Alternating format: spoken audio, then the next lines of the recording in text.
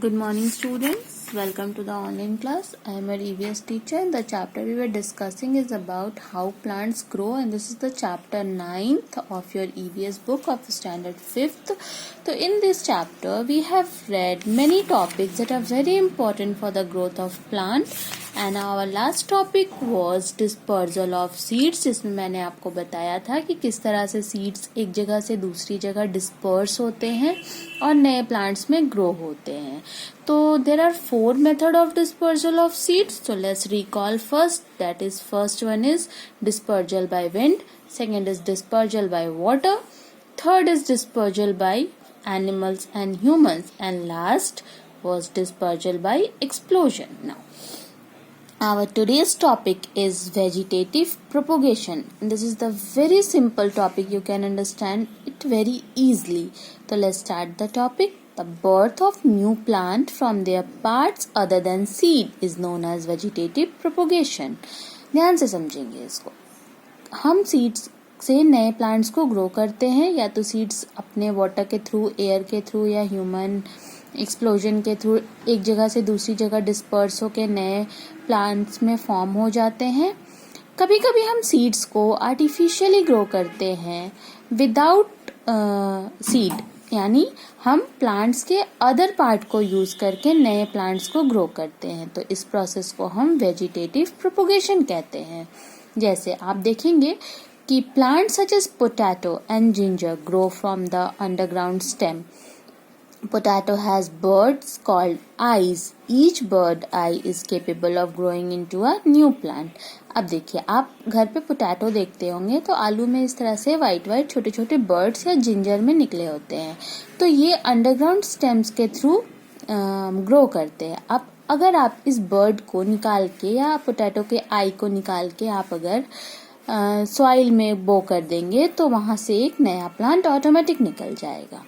फिर अगर हम समझे, जैसे plant such as carrot, sweet potato, turnip, ये सारे न्यू प्लांट्स में ग्रो करते हैं उनके रूट्स से. हम उनके रूट्स को अगर फिर से दोबारा से मिट्टी में डाल दें, मॉइस्ट सॉइल में, और उसे जो अवेलेबल कंडीशन चाहिए अगर वो मिल जाए तो वो वहां से नए प्लांट्स को ग्रो कर देगा. अब एक प्लांट होता है ब्रायोफेलम. हम इसके लीव्स को वापस से ग्रो कर सकते हैं और नए प्लांट्स को प्रोड्यूस कर सकते हैं. कुछ प्लांट्स आर्टिफिशियली वेजिटेटिव प्रोपगेशन से ग्रो होते हैं, जैसे रोज और शुगर केन. तो आप अगर रोज के स्टेम को एक टहनी को काट दें और उसको आप मिट्टी में डाल दें तो वहां से नया रोज प्लांट आ जाएगा. तो ये था हमारा वेजिटेटिव प्रोपगेशन. आई होप आपको अच्छे से समझ में आया हो, क्योंकि बहुत ही इजी टॉपिक है. Now our next topic is growing crops. अब हम देखेंगे क्रॉप्स को कैसे ग्रो करते हैं.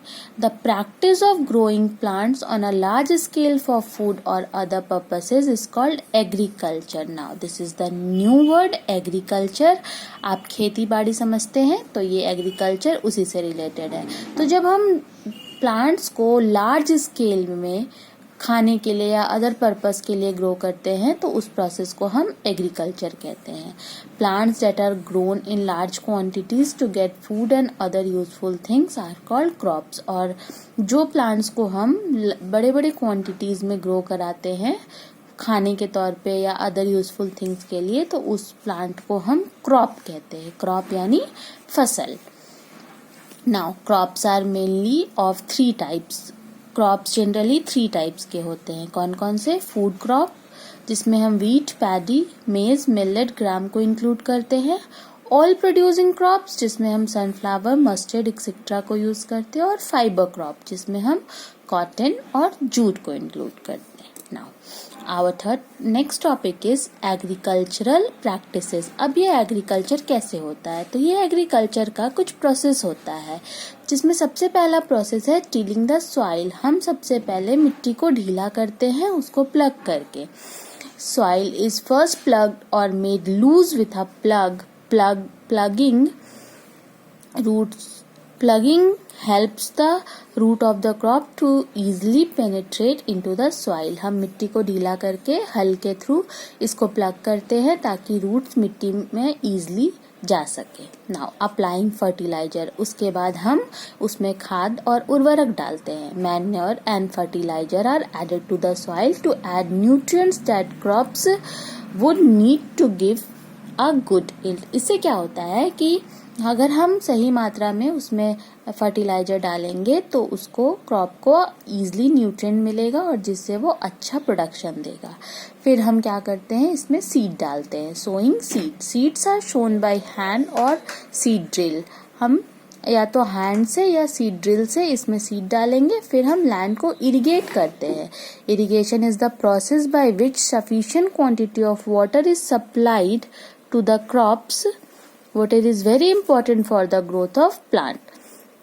इरिगेशन करने के बाद हम क्रॉप को प्रोटेक्ट करते हैं, जिसमें हम क्या करते हैं, जब सीड्स जर्मिनेट हो जाते हैं और छोटे छोटे सीडलिंग्स बाहर आ जाते हैं तो हम उसको प्रोटेक्ट करते हैं पेस्ट, डिजीज और वीड से। तो इस तरह से हम क्या करते हैं, अपने केमिकल्स वगैरह डाल के हम वीड्स और इंसेक्ट्स को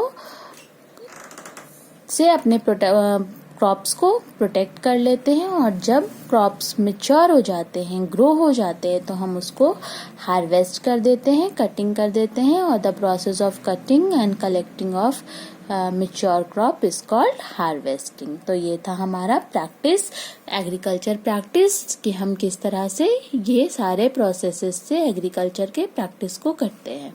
हमारा जो नेक्स्ट टॉपिक होगा वो होगा प्लांट्स फ्रॉम अदर कंट्रीज। तो ये हम कल के टॉपिक में पढ़ेंगे कि कौन कौन से प्लांट्स हम बाहर कंट्रीज से लेकर आए हैं और अपने यहाँ पे यूज कर रहे हैं। तब तक आप ये तक रिकॉल करेंगे कि स्टूडेंट, थैंक यू।